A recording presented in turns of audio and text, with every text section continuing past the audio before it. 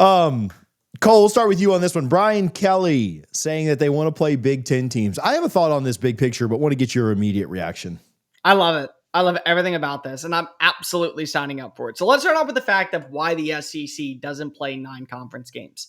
Number one, the FPI rankings just came out once again, and that is supposed to give you index when it comes to strength of schedule and all these other little tidbits. Do you know how many teams are in the top 12 in the SEC?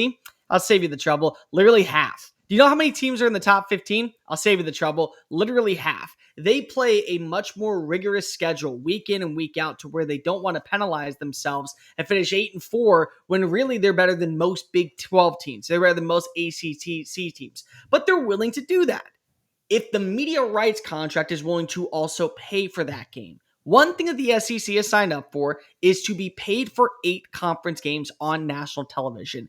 If they're not going to get paid for it, it's like Tom and me right now. Hey, Tom, we're going to go to State College this year to every single press conference, but I'm required to go to 75% of them. And I'm only getting paid to go to 75% of them. You're getting paid to go to 95% of them. But my boss calls me up and says, Cole, you need to be at 95% because Tom is at 95%. Okay, well then pay me to be at 95%. No, you got to do it for the love of the game to make it equal and fair and common sense. I'm not doing anything unless you're going to go ahead and add in a couple of zeros at the end of my paycheck. Hate to be the bearer of bad news. But the way that I love this one is, especially if we move to the 5-11 model or if we go to the 4-4-2-2 model. You know what this is? This is the ultimate test to see which team gets that extra bid in every single year. When you match up the SEC versus the Big Ten in a Big Ten SEC and college basketball showdown, you're going to look at the records. You're going to look at the strength of records. And you're going to look at the matchups. And you're going to take the resume all in consideration. And I'm not saying that you're going to have, Vanderbilt playing against Michigan or Ohio State playing against Kentucky. No, I wanted to be Ohio State versus Texas, Penn State versus Alabama, Michigan versus a top 15 Florida team. That's what I want because that's the most fair. Those are the teams that we're saying they belong in the race for the college football playoff. So settle it on the field when it comes to this type of matchup. It'll do great for ratings. It'll do great for revenue. And I think the biggest thing it will do, and Tom can agree with me on this one, it will finally show the other 2 conferences, the ACC and the Big 12. Yeah, you guys are fun.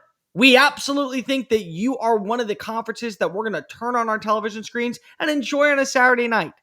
But you're not playing that version of football. You're not lining up against that level of talent. Do you want to know why we're rewarding them an extra team in the playoff every year? Because of look at what they're doing at an elite level, and you're going 55-54 with the 29th ranked schedule versus the 931st ranked schedule. So sorry, I'm all for it. Brian Kelly's 100% correct. Nip this in the butt, allow these 2 teams to duke it out on the field, and kind of have some bragging rights on top of having some bragging rights and rivalries. I agree with you on all points, Cole. You're completely accurate. Here's my question. If LSU doesn't make the playoff this year, is Brian Kelly out of LSU? No. No? The buyout's too big. One more year. 2026 is when I would start having that conversation. I understand him responding to the question and play Big Ten teams, non-conferences if you want. Like the SEC schedule is murderer's row. I'll be the first person to admit that. But you're already on the hot seat. Why are you even talking about non-conference? Your focus should be oh yeah, that'd be cool. But we're focused on trying to get to the college football playoff and playing for an SEC championship. So I think there's something to be said here where Brian Kelly bites off more than he can chew far too often. Well, the problem is that Greg Sankey also bites off more than he can chew at times because Tony Petitti sits in the background and is silent, despite being the one who was very vocal on killing a conference that we talked about earlier by bringing in 4 teams from the West Coast and then dissolving what was one of the best conferences to watch on a Saturday night. But nobody ever brings up Tony Petitti's name because of the vocal presence of Greg Sankey and all of these SEC coaches and SEC presidents kind of reign supreme in this race. And that's what we kind of have to deal with at this time. But I don't think anything's wrong with it. If Brett Bielema said, send me out there every single Saturday to face off against that crybaby Shane Beamer, I bet everybody would be like, you know what? All for it. If Lane Kiffin says, hey, you know what? Send me against that old bastard Kirk Ferentz on Saturdays, people would go clutch their pearls and say, how dare he go disrespect the man who has built the Hawkeyes program. It's just an SEC notion. They're the devil. They're the worst thing that has ever existed. They're killing college football when both sides are equally to be blamed for the current status of college football. So why don't we allow them to go beat the crap out of each other on a football field Saturday afternoon? That way you can kind of realize, yeah, they're killing the sport because they're actually showing you why you need them more than anybody else. I think the biggest thing here that Brian Kelly is probably alluding to, and I don't even know if he really realizes he is that we are going to get more of these matchups. And for the reasons that Cole said, being very valid, like kind of, how some of these teams perform out of conference is really going to show us a lot for those, whether they be 11 at-large spots or, 3 or 4 at-large spots if we go to the 4-4-2-2-2, 1-1-1, whatever model. I think it's also just about the money. You look at why Clemson and Notre Dame just did this. Big time matchups between Ohio State and Alabama and Georgia and Penn State and LSU and whomever, right? USC. They bring in a lot of money, and we have learned, if anything, over these last couple of years of college football, that passion and rivalries and love of the game and all this other crap, they don't really mean a lot to the people making decisions. They don't really care about any of that stuff. Now, do they like that people are engaged? Sure, because it all leads to more money. But what they care about is big matchups on TV that they can sell to sponsors and make more money. And so outside of the bragging rights and separation from the Big 12 and the ACC and fighting for playoff spots and all this other stuff, all that matters for sure. At the end of the day, it's just about money. It's just about what I would rather LSU play any of these teams that we're talking about, Penn State, than I would rather see them play Nichols, because that's a better matchup that we can put on TV and sell more ads and make more money. I do think we'll very quickly get a Big Ten SEC scheduling agreement in the next couple of years where you are having more big time matchups. I honestly, again, I think Clemson, Notre Dame were ahead of the curve with doing this. Clemson motivated by their own interests, Notre Dame as well. But I think that this is coming, and it's coming quickly.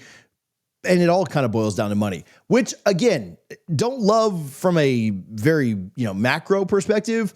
From as a fan, yeah, we want to see big matchups. I'm fine with them having improper motivations to do it, because I do think it ultimately is good for the fans. Also, when you're going to hear people from the Big 12 and the ACC complain that a 10-2 BYU or a 10-2 Wake Forest is being left out in favor of a 9-3 Alabama, just remind yourself that Alabama played the third toughest schedule in college football. And on top of that, they also had to face off against Ohio State and Columbus, and they lost that game. So it's a little bit of a different feel when you have that type of team going up against each other. But don't worry, they're all equal in the eyes of some people that cover the sport. I do wonder if at some point we'll see an NFL model brought to the Big Ten and the SEC. In what I mean by that, in terms of not just a conference split into 2 divisions like we see often in college football, or the SEC being divisionless. It's like, okay, at what point do we see 3 divisions, 4 divisions, however many you want to put in there? And then it's like, hey, this season the Big Ten plays the SEC South. There's like, this conference, this division, the Big Ten North plays the SEC South. Like it's going to feel like an NFL model, even more so for a million reasons very soon.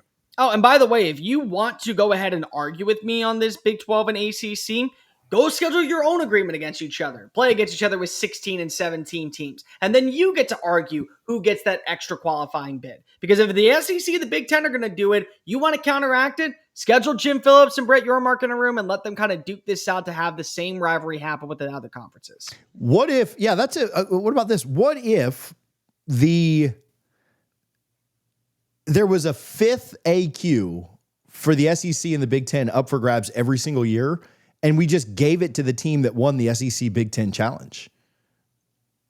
The problem is that when you say won the Big Ten SEC Challenge, everybody plays one team, right? And they're going to agree on scheduling ahead of time, right? So both teams would have to have even number of, if they were mismatched in number of conference teams, you maybe 2, If it's 18 and 16 still, right? You don't play Rutgers and whatever, Minnesota, I don't know. But you schedule them out and you play them, and whoever wins gets an extra qualifier. And let the Big Ten or the SEC select who they want to be. Oh, your team finished 17th? they're in, right? They finished 21st and there were other teams, they're in, right? So you get an extra AQ by winning that. And then do the same thing with the ACC and the Big 12. I don't care. Like, that's fine. If they get 2 each, if Florida State finishes 3rd and the ACC happen to win their ACC Big 12 battle, they get that extra AQ. I like it. But what you do is you allow the SEC, if they were to beat the Big 10, they get to pick which team that they want to represent as the out-of-match qualifier. Because you can't say, oh, Missouri played against Michigan, they beat Michigan, but then somehow Nebraska played against South Carolina loses to Nebraska, but South Carolina played a tougher schedule. So that's what I'm saying. It has to be a team that won their matchup. Even if, it has to be basically the next best team that won their matchup. Yeah, if South Carolina, Ole Miss, and Florida lost their matchups, but they were the next 3 ranked teams, it's got to go to the next one. It's Missouri, right? Or whoever it would be at that point. If they all have the same, what's it called? Right. Yeah, they all have the same level. That's fine.